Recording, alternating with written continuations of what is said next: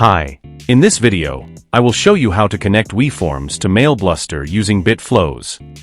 BitFlows is an advanced automation plugin for WordPress. It helps you create complex workflows and integrate various apps seamlessly. I have already installed the BitFlows plugin on our site. In this tutorial, I will explain how to add a new lead in MailBluster using WeForms. I will use WeForms as a trigger node to send a message for lead creation in MailBluster. Step 1. Create a new flow. First, navigate to the Flows page. If you have not created any flow yet, click on the Create Flow button. Enter a name for your flow, and then click on the Create button. Once you have successfully created a new flow, it will be displayed like this.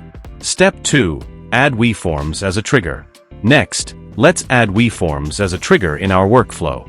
To do this, click on the plus icon. A pop-up will appear. From there, search and select WeForms, Form Submission as the trigger. Now, choose the form you would like to use from the drop-down menu. After that, click the Listen Response button. Then I will submit a test response from WeForms.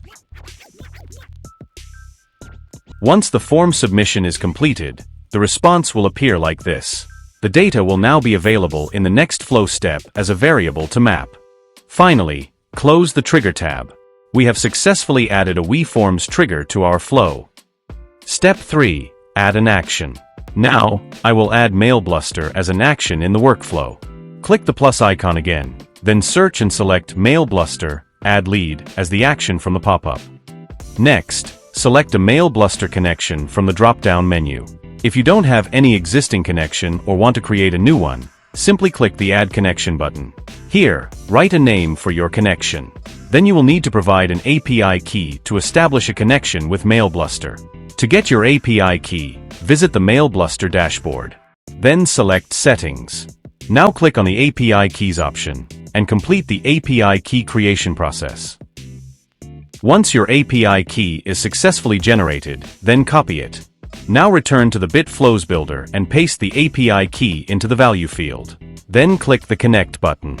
Your MailBluster node is now successfully connected to BitFlows. Now, I will map the fields from the WeForms response to the MailBluster fields.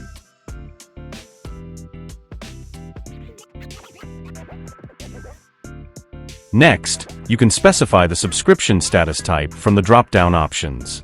Additionally, you also have the option to override the existing contact information with responses, if needed. Enabling the double opt-in feature allows the admin to obtain users' permission before subscribing them to marketing emails via MailBluster, ensuring both compliance and user consent. You can also add tags that you have already created in your MailBluster account. Step 4. Run a final test. After completing all the setup steps, click on the Test Flow Once button to run a test. Then submit a form to trigger a response from WeForms.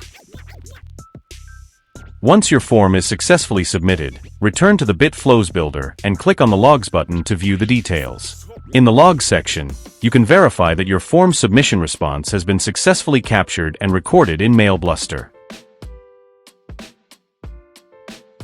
Step 5. Verify the contact in MailBluster. Finally, go to your MailBluster dashboard and click on the View All option under Leads. Here, you will see that a new lead has been successfully added in your MailBluster account. That's all for this tutorial. Thank you for watching, and I will see you in the next video.